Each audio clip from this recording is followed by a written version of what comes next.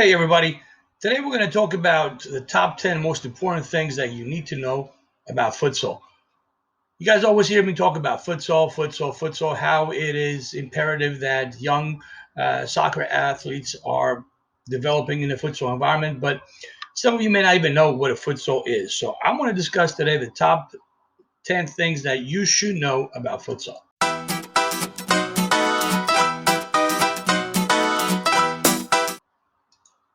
Okay, so let's start from the basics. Let's start by what is futsal? What's the definition of futsal?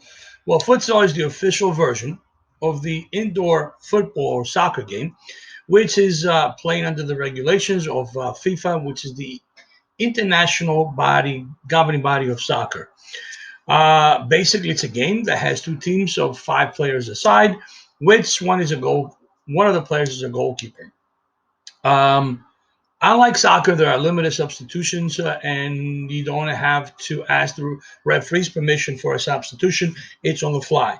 Unlike most other forms of indoor soccer, there are no walls, and the game is played with lines on the ground. It is played on a hard surface, not on a turf, not on grass or anything like that, but indoor hard surface. Basically, the ball that is being used is a low bouncing ball instead of a regular soccer ball.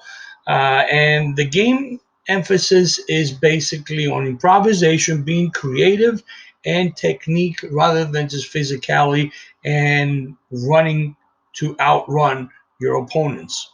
The name futsal basically originates from the Spanish term football sala or football de salon, which is a Portuguese term, and it means indoor football, or in our terms, indoor soccer.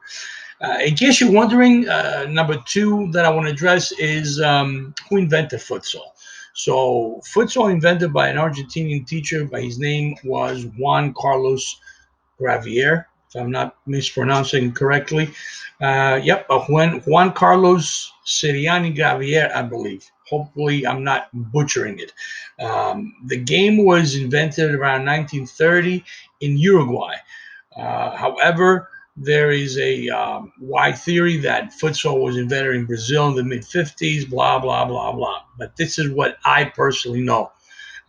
Third is, question that comes to a lot of people's minds, such as which country is the best country in futsal. A lot of people will tell you the best country in futsal is the Brazilians, both on the men's side and on the women's side. Obviously, if you don't know, Brazil has won a lot of futsal World Cups. On the men's side, they've won 5 out of 8 futsal World Cups right now. And I believe the women have won all 6 World Cups, or futsal World Cups, excuse me. So arguably, one could say that Brazil is the best futsal country in the world. Once again, others will say Spain or Portugal are the best countries in futsal. But again, it could be debated based on the amount of World Cups that each country has won. Brazil might be the better country. Personally, I don't care if you're Brazilian, if you're Spain from Spain, or if you're Portuguese, or any other South American country. There are a lot of good countries that play futsal. But again, the top 3, I would say, based on their performance, would be Brazil, Portugal, or Spain. Or Spain and Portugal and Brazil, but I think maybe Brazil qualifies for the top prize based on the performance in World Cups. Um, Other countries like Argentina, comes to mind, or even Uruguay. But again, then you get into a debate on to which countries, best based on futsal principles. In my opinion, just to sum it up, I want to say Brazil, Spain, Portugal, Argentina, Uruguay are might be the best countries currently in the world, with other countries like Italy, Russia. I think there is a strong presence in Belgium, and other countries are beginning to creep up in the international futsal stage, if you want to call it. let's move on and let's address number 4 in my list, which is what is the best futsal league in the world. Obviously, it's not in the U.S. We don't even have an organized professional futsal league here in the U.S., although it's about to be announced that there's going to be a professional futsal league, both on the men's and the women's side, very, very shortly. So within the year 2021, I expect some sort of announcement. But for international standards, we can debate that the best futsal leagues are in Argentina, Brazil, Portugal, Russia, and Spain. Brazil Serie A and Spain's Primera are considered by most the best futsal leagues in the world. Not to be outdone by the Portuguese league, but again, if you get into the debate, Brazil, Spain, Portugal, you're going to see a lot of that. Now, here's what I want you guys to start thinking about. If you are a fan, let's say, of Premier Soccer, which is the English First Division soccer, in the last, let's not go too far, but in the last 3 to 5 years, you guys might have noticed a big influx, a big, transition where a lot of players, South American players, have come into the league. And again, primarily from these countries, Spain, Portugal, Brazil. Where in the older years, the English professional league did not have as many South American players, or from Brazil, I'm sorry, from Spain or Portugal. Maybe that's because the coaching style has changed. More South Americans, Spanish, Portuguese coaches have come into the league. Therefore, they're bringing their own players. But here's where I'm going with this. The English league basically has changed, in my opinion. In the older days, the English were known for attacking style of soccer. One of their downfalls was that they really were not good at defending. A lot of long balls, a lot of attacking soccer, but in transition, they were conceding a lot of goals. And that might be reflected in their performances in past World Cups. However, with the influx and the migration of South American players, including Spain and Portugal, into the league, and the coaches, I think the style of play has changed quite a bit. One does not have to go too far, of seeing this transition by just looking at Guardiola. I mean, he basically has transformed Man City into a possession style team, a lot of technical ability. Guardiola is one of those coaches that expects every player to be a top level player, to be technical, tactical, as well as a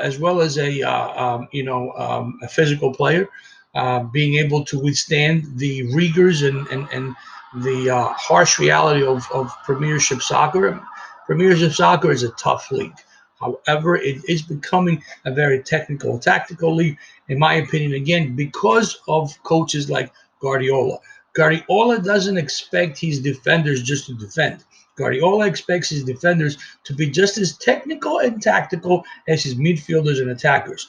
Furthermore, Guardiola has made changes to get personnel since he took over Man City, including the goalkeeper, where he brought players in that are extremely technical and tactical. He expects all of his 11 players on the field to be able to control the ball, to have great technique, to have great tactical game awareness, game vision, where in the older days, the defender was basically known just to defend.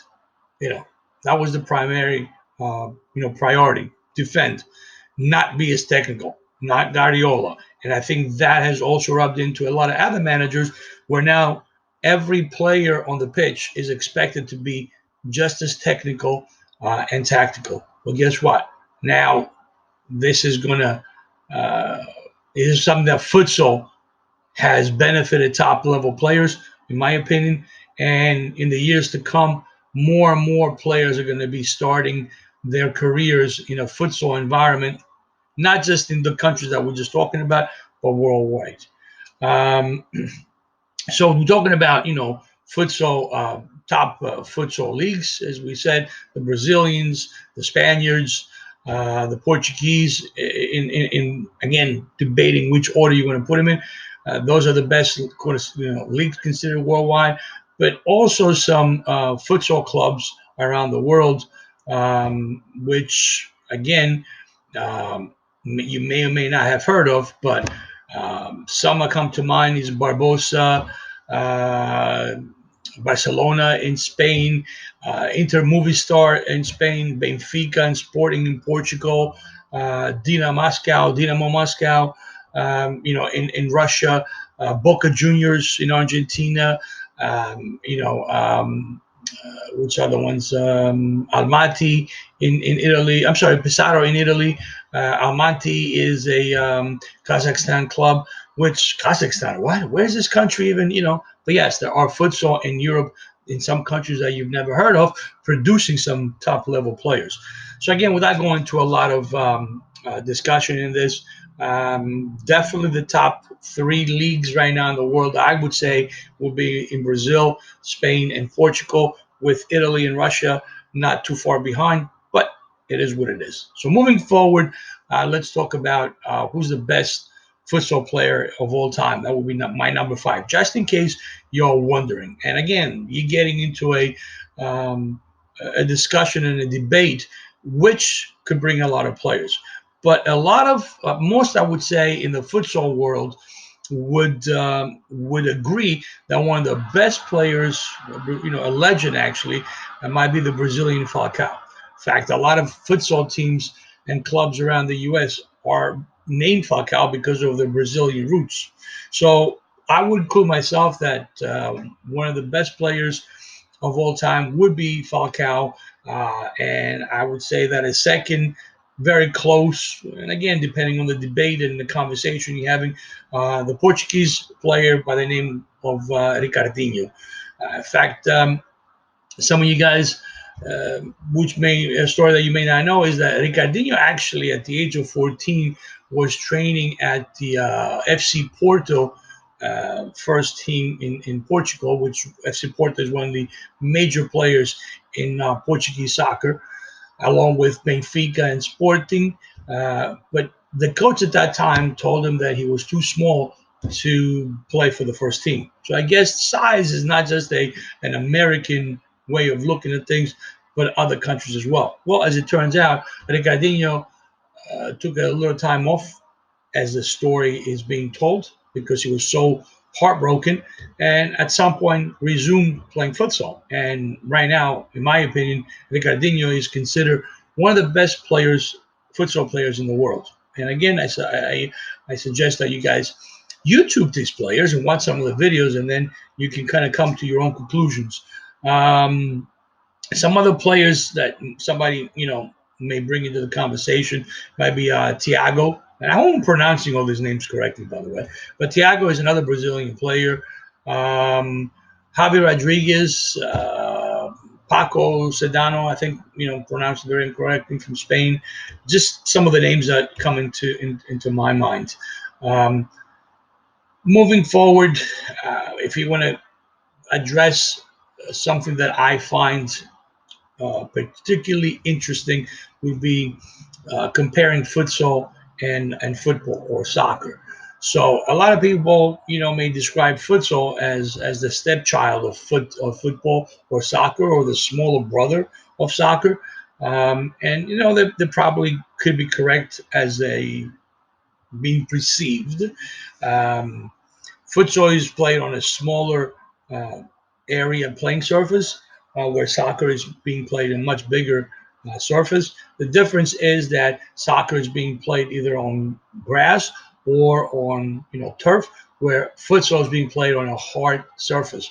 Most notably, in the U.S., you'll see futsal being played, not just in the U.S. It's not true actually.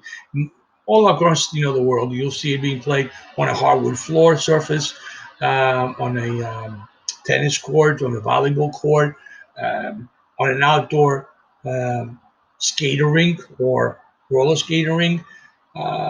But again, the difference is that futsal is being played on a hard, fast surface, where soccer is being played on a grass or turf. Some of the elements on futsal are being taken from basketball, like the number of players, maybe some set plays, the size of the courts. So you could compare it to the game of handball, where soccer is again much more bigger surface. Um, there are definitely some similarities between futsal and soccer. Um, a lot of the top soccer players in the world have started playing futsal. They love futsal, and there's a lot of players that have been quoted saying, futsal is their passion. They love the freedom of the game. Every time they're on the futsal court, they feel free. Um, Ronaldinho just has a blast when he's on a futsal court. Again, Ronaldinho, by the way, I forgot to mention him as part of some of the best players playing futsal. But Ronaldinho played for Barcelona for a lot of years. Definitely one of the best players in the world. And if you Google him and watch him play futsal, boy, he comes alive when he plays futsal. And that passion and that fun and flair, I think, always was brought into his soccer game when he played in the outdoor games, particularly when he played for Barcelona. So a lot of players do attribute their roots to futsal. There's a lot of similarities, but at the same time, when you talk about futsal, and I am someone who passionately and I unequivocally believes that futsal should be used in the younger ages, 3, 4, 5, over to 9 years old, as a primary development tool. And I believe that young kids should be introduced to a ball and a game of soccer on a futsal court, not on the turf or soccer court. It's more difficult to adjust to it. It's more difficult to control the ball. But guess what? Subconsciously, those young little kids will become masters, at controlling the ball before they even get to a futsal court. Again, these are debates and discussions that if you are start following futsal, you're going to see that there's a lot of people out there talking about how they play futsal first. They start in futsal, and in layman's terms, and try to make this as simple as possible. Look, futsal is a definitely more difficult sport to play in terms of controlling the ball. There's a lot of grown-ups that will say, "Oh, I don't like futsal because it's too difficult to control the ball. There's not enough space." Yeah, that's the purpose of futsal. Okay, the purpose of using futsal as a development tool is because it's harder. It's a faster surface. It's more difficult to control the ball. You have to think quicker. You can't outrun your opponents. There's just so many things of technical and tactical elements in the game of futsal that will benefit you as a soccer player when you go and you play on a much bigger field with a much slower surface. Also, you have more time, and these are what benefiting soccer players when they make the transition from futsal to football or soccer. Um, so number 7, I want to say, what's the difference between futsal and indoor soccer? Because a lot of people confuse indoor soccer with futsal. Well, there's a lot of versions over the years. There's a lot of versions of indoor soccer. That being with the old league that used to be in America, with the walls around. Uh, there's a lot of different variations on rules, but futsal is the official version by FIFA, as I said, of indoor soccer. That's the only version that they recognize, and futsal is played with standardized rules. There's a set of rules that no matter where you play are the same rules. It's a 5v5 game with a goalkeeper, and the rules are standardized wherever you play. Where indoor soccer, you may have 7v7, 6v5, 6v6, sorry, 5v5, 4v4, 3v3, and so on and so forth. Futsal is standardized with its own set of rules recognized by FIFA. And if you're going to play futsal, you better make sure, because again, there's a lot of organizations that say, yeah, we play futsal, but they really are playing indoor soccer. In futsal, you play on a hard surface with a low bouncing futsal ball with a certain set of standardized rules. Some of them are, to give you an example, when the ball goes out of bounds and you bring it back, you have 4 seconds to get the ball in play. When the goalkeeper touches the ball or a player passes it back to the goalkeeper, he can only do that once. You can't pass the ball to the goalkeeper more than once in the same possession. There are certain rules that make the game of futsal a lot more interesting and challenging than the game of soccer. Obviously, as I said, and I'm going to include that as my number 8 to know thing, futsal's governing body, futsal's official governing body is FIFA, which is the Federation, I think, if I'm not pronouncing correct or wrong, Federation Internationale de Football. So it's the International Federation of Football Association. Does that make sense? Okay. So that's the only, and by the way, US has certain elements of FIFA, certain they don't. And that's another debate. All right. But futsal is governed by FIFA. Yeah, I'm not going to get into a lot of conversation about other governing bodies like there's I think it's called AMF, which is the Association Mundial de Football, something like that, which has I think it's from South America, and certain countries may fall under that. But for your knowledge, for the general knowledge, not to get into complicated, the international governing body of futsal is FIFA. Is futsal an Olympic sport?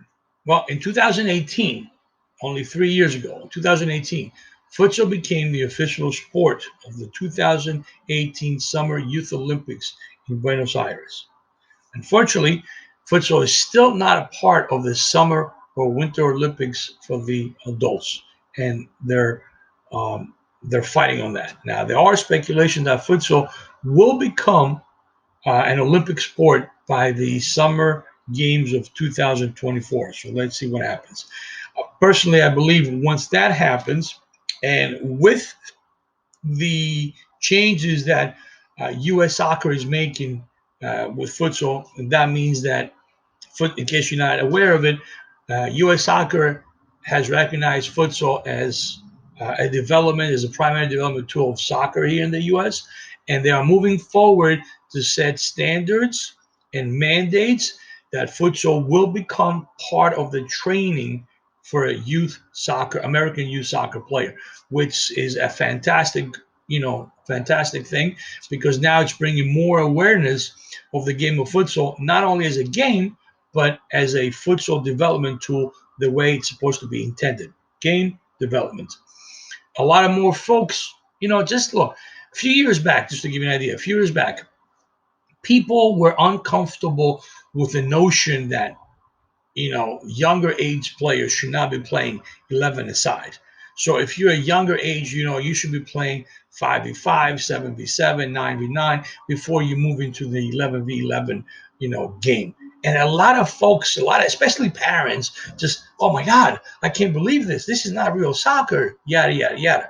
Which in actuality, that's the way it's done all across the world. In fact, the French start their development process with 1v1.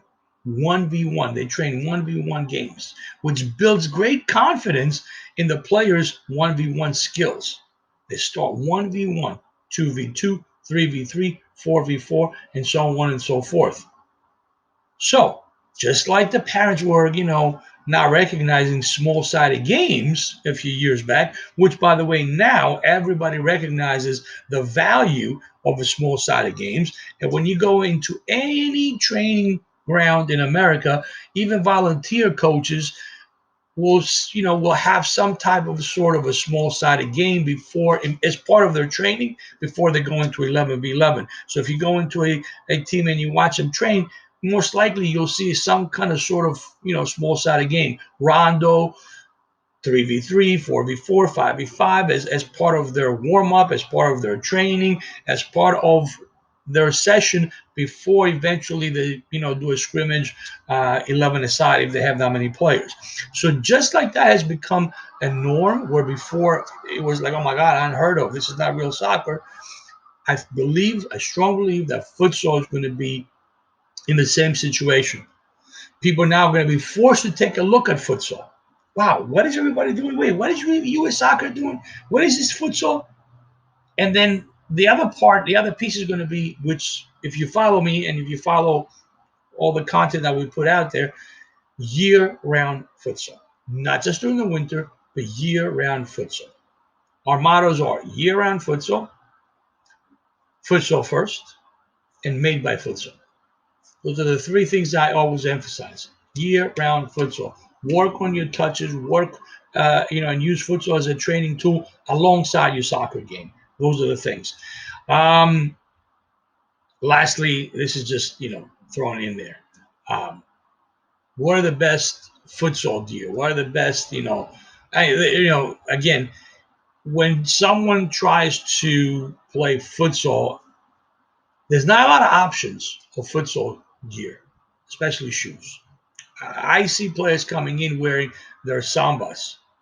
If anybody doesn't know what Samba is, it's kind of standardized indoor shoe by Adidas. They're called Samba. That shoe, and I own Sambas. I own Giselles. Again, some of you guys are true soccer players or a little bit older will recognize some of these names. Giselles, Sambas were used in the older days as an indoor shoe because they played on turf. However, if you use a Giselle or a Samba in a futsal environment, Samba, in my opinion, is too tough, too hard, and also very slippery on the bottom. As it is, kids are being played in basketball courts. A lot of these basketball courts are not properly swept on a regular basis, so they tend to be a little slippery. So coming with a futsal shoe specifically for the game of futsal is a tough challenge. So there's like Nikes and Adidas, they claim to have futsal developed shoes. Other brands like Sanda or Joma, they have futsal shoes. My opinion is you just got to try it out. I like a softer shoe when you play futsal because the surface is harder, it's slippery. You need to plant your foot and change direction. A lot more cuts are required in a futsal environment than it is in a indoor, turf environment. So I believe I would say it's a trial and error thing. Try different shoes and find one that best fits you. I'm not going to recommend any brands because I'm not being endorsed by anybody, nor do I care. But my recommendation would be try different brands. I would say don't buy online shoes. Go into find a store that hopefully has futsal shoes and try them on. But unfortunately, to my knowledge, there's not a lot of futsal shoes as there are soccer boots, soccer shoes. So your choice is probably limited. These are the things that I just want to, the last one, of course, was a fun little thing. Okay. So these are the things that I wanted to address about, futsal and some of the top things, 10 things that you should know. As always, please like our videos, like my videos, share them. Make sure you guys hit the little, bell on YouTube so you know when new videos coming out. I'm trying to put regular content on a regular basis. And again, guys, I am a soccer coach. I do train and I do coach at the collegiate level at the Weiner University in Chester, Pennsylvania. But futsal is something that I've done all my life. I was born in Europe. My dad was a professional soccer player. Kind of grew up until I came here in the age of 8. My first few years in Europe, we had quote unquote futsal. When I came here in the late 70s in Union County, New Jersey, you might have heard me tell the story before. There was no turf or indoor facilities. You either play in gymnasiums or in the armories, which is the indoor facilities from the Army, that in Elizabeth or Jersey City from Union County. And in those days, it was called indoor soccer. We didn't really call it, futsal. Nobody even knew about futsal in those days. And we probably, for the most part, we'd even play with a futsal ball. It was mostly a soccer ball, which presented challenges as far as controlling the ball. But again, futsal has been part of my development pretty much all my life. So I'm a passionate advocate. I'm a product of futsal. When I played at a higher level, I know what's done for me. I know what's done for all the kids that train. And I also see the difference between kids and families that train futsal year round and kids that actually just play as an indoor release and then, don't pick it up until the following year. And I know there's coaches that will come out and say, "Oh, we use futsal in the winter to work on our technical elements." Okay, that's great. But what happens when you go outside and for the next 8, 9 months, whatever time you spend outdoors, you don't use futsal? Those technical elements tend to fade, tend to disappear, just like anything else in life. If you don't use something on a regular basis, you kind of lose it. If you want to master something, you can't just get to a point where you're good at it and then just forget about it. And actually, you're not going to get to that point unless you use it all the time, unless you do it all the time. So anything that you do in life, any kind of skill that you acquire, you must do it on a regular basis. That's the bottom line. You must do it on a regular basis. And once you get at a proficiency level, you have to do it to maintain and stay at that level. So once again, guys, please like, subscribe, share our videos, hit that bell, and I'll see you guys in the next video.